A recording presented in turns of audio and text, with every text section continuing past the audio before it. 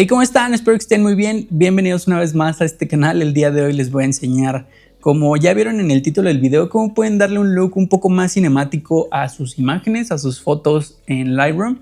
Es más fácil de lo que parece, pero hay que tener en consideración ciertos principios, lo cual me lleva a explicar un poco ciertos puntos. A mí me gusta tratar de siempre tener esta profundidad bastante visible, lo cual en este caso tomé esta imagen a 1.8 y 50 milímetros ISO 100 y 1/600, lo cual no parece mucho, pero en ese momento el día estaba muy nublado, lo cual pues, no puede tener la mayor luz que yo quería, pero fue más que suficiente para poder iluminar mi cara y sobre todo la parte de atrás no se viera plana o blanca completa. Me aseguré de que tuviera específicamente colores como los verdes o como los azules para que también pueda tener un poco de juego, sobre todo tratar de buscar este look cinemático, ¿no? Al final de cuentas. Algo importante a recalcar es que hay que hacer ciertos ajustes antes de editar la foto como tal.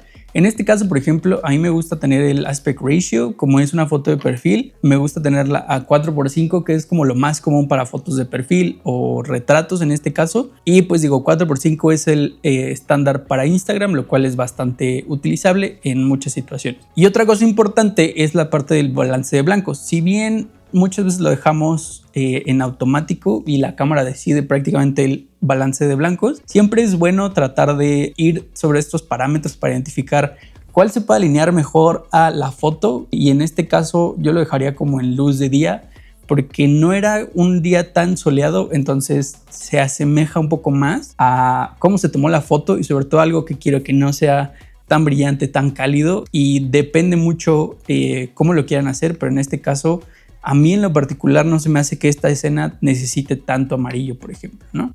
A partir de ahí, digo, estos ajustes son meramente sencillos y muy básicos, sobre todo para darle este look dramático, digamos. Entre más sombras hayas y más sombras estén marcadas, puede dar un look más de cine, ¿no? Al final del día, la parte de la iluminación es indispensable o fundamental en la iluminación o en el color grading o en la parte del cine en general, en la fotografía.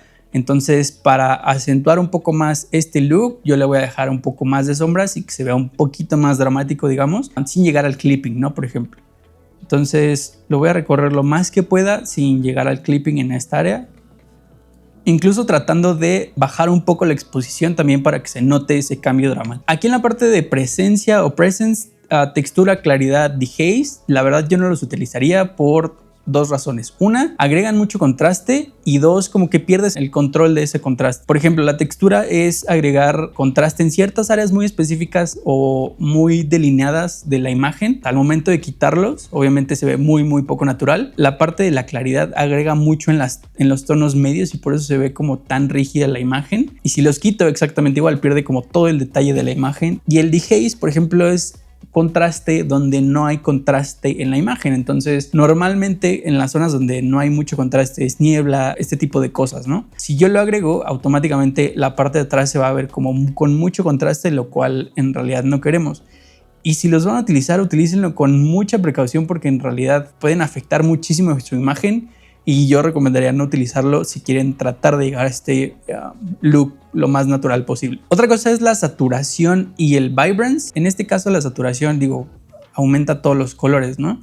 Y el vibrance trata de agregar la mayor cantidad de colores manteniendo los tonos medios, lo cual, si bien es bueno, yo trato de no utilizarlos porque siempre voy a tratar de utilizar el mezclador de colores, pero ahorita vamos a eso. Entonces son cosas que yo no movería a menos que sea muy necesario y su cámara, por ejemplo, tenga un perfil como muy desaturado directamente. De otra manera, yo trataría de agregar el color ya directamente en la cámara en lugar de seleccionar saturación. Y ahora bien, la parte importante, que es la curva de tonos. Si bien la curva de tonos hace dividir la imagen en tres colores: rojo, verde y amarillo, y con sus contrarios, por ejemplo el rojo es cian, el verde es magenta y el azul es amarillo. Esto significa que dependiendo cómo yo mueva la curva de tonos, ya sean las sombras, ya sean los tonos medios o ya sean las luces altas, voy a tener un tono muy específico. Y esto es una parte de emular el film, porque al final del día, en el proceso antiguo como tal, antes de ser digital, era un proceso a través de químicos y ciertos procesos químicos que hacían que obtuviera cierto color o cierto contraste en ciertas áreas específicamente, ¿no?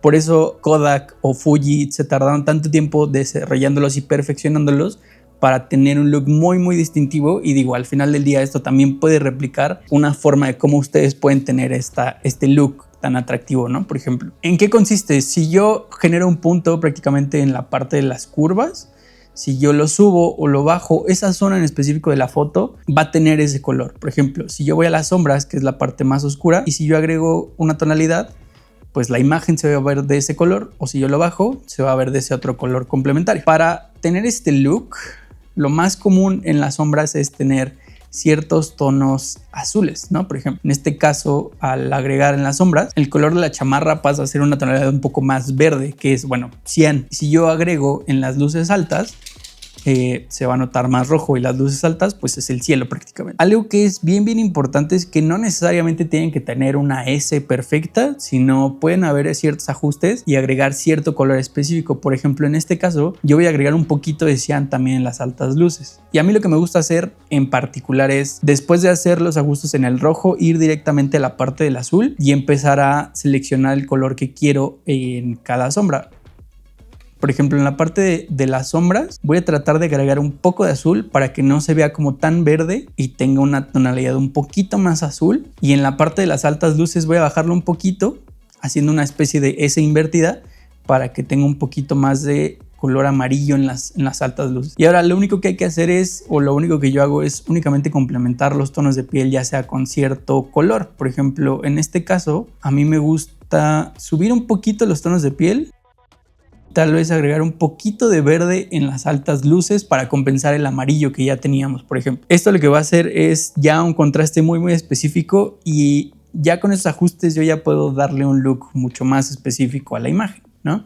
Si se dan cuenta, el azul ya pasa de ser como magenta a más azul, y la parte de los negros o las partes más oscuras pasan de ser como amarillo magenta a un azul ya mucho más profundo en la sombra. Esta es una parte muy importante, sobre todo porque esto es lo que le da el color, es lo que le da el tono y es lo que le da ese carácter o esa característica especial. Ahora, creo que la parte importante también viene tanto en el mezclador como en la parte de color grading. La parte del color grading, la verdad, yo casi no la uso a menos que sea muy necesario, porque ya le estoy dando cierta tonalidad a ciertas partes. Entonces sería como también redundante agregar cierto color. Por ejemplo, si lo puedo agregar directamente en la parte de la curva de tonos. En todo caso, no usaría la curva de tonos y utilizaría el color grading si no sé muy bien cómo utilizar el contraste y en qué zonas lo voy a utilizar.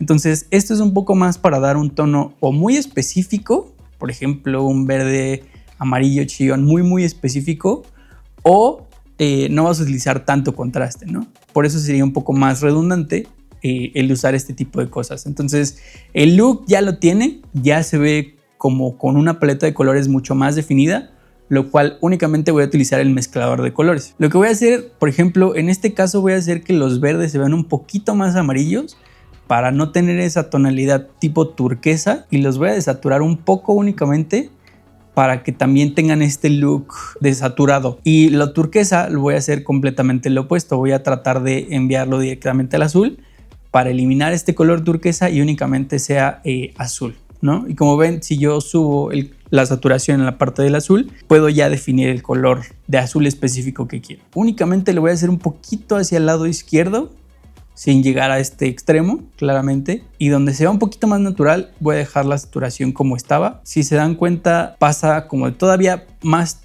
magenta a pasar a un tono azul, y con las altas luces amarillas hace que contraste el cielo. Y en general a mí lo que me gusta hacer es irme a la parte de point color y seleccionar los tonos de piel, porque si bien ya con todos los ajustes los tonos de piel van a cambiar, entonces tienen de dos: o regresan a la curva de tonos a tratar de corregir un poco los tonos que ya tiene, o lo pueden hacer directamente desde aquí. Lo único al final que yo hago es tratar de identificar siempre la parte de los tonos de piel, porque no tienes un medidor o algo que te diga visualmente en Lightroom específicamente dónde deben ir los tonos, a diferencia de DaVinci o Final Cut o Premiere Pro. Entonces siempre trato de que sea lo último que vaya a hacer para tratar de no modificar los tonos de piel, y a mí me gusta tratar de asegurarme de que sean naranjas en este caso para que contraste con el azul de los negros y no tenga tanta saturación. Por ejemplo, antes se veía como muy amarillo y ahora ya se empieza a ver un poco más naranja, que es un poco más natural y contrastante. Entonces lo único que voy a hacer es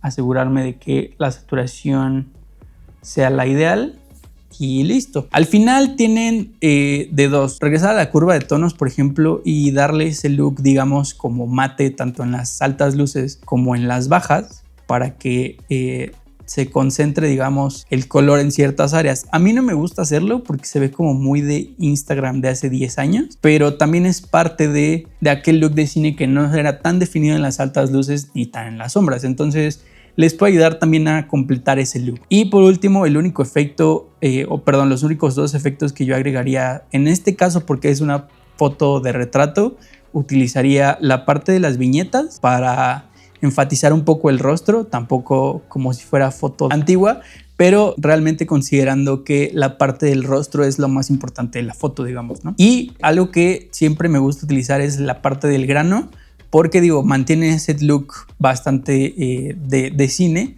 pero también elimina pues obviamente las imperfecciones que tiene la cara. No van a agregar 80% porque si no se perdería la mayor cantidad de detalle y se ve muy procesada, pero mantenerla entre 20 y 25% sí les da como ese toque muy específico, el cual hace que se eliminen muchas imperfecciones, sobre todo del color, viñeta, etcétera, y es prácticamente como yo lo agregaría. Si aún así sienten que no está del todo correcto, yo lo que haría es ir a la parte de curva de tonos y agregar un poco más en ciertas áreas. Si veo que está como muy frío, agregaría un poco más amarillo, o si veo que es muy cálido, agregaría un poco más en las sombras, ¿no? Para compensar. En este caso a mí me gustó cómo quedó. En realidad lo único que voy a hacer es tratar de compensar en las sombras un poquito.